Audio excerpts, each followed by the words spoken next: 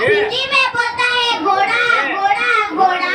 वाह वाह वाह वाह वाह वाह हिंदी में बोलता है घोड़ा घोड़ा घोड़ा वाह वाह वाह वाह वाह वाह खुद रे घोड़ा एक है दोनों का मतलब एक ही है दानी में दानी एक है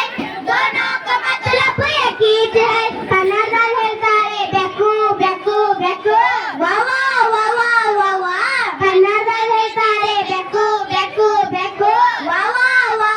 ವಾಹ ವಾಹ ಹಿಂದಿ में बोलता है बिल्ली बिल्ली बिल्ली वाह वाह वाह वाह वाह वाह हिंदी में बोलता है बिल्ली बिल्ली बिल्ली वाह वाह वाह वाह वाह वाह बिल्ली बेक्कू एक है दोनों का मतलब एक ही है दानी में दानी एक है दोनों का मतलब एक ही है शुक्रिया ಧನ್ಯವಾದಗಳು ಧನ್ಯವಾದಗಳು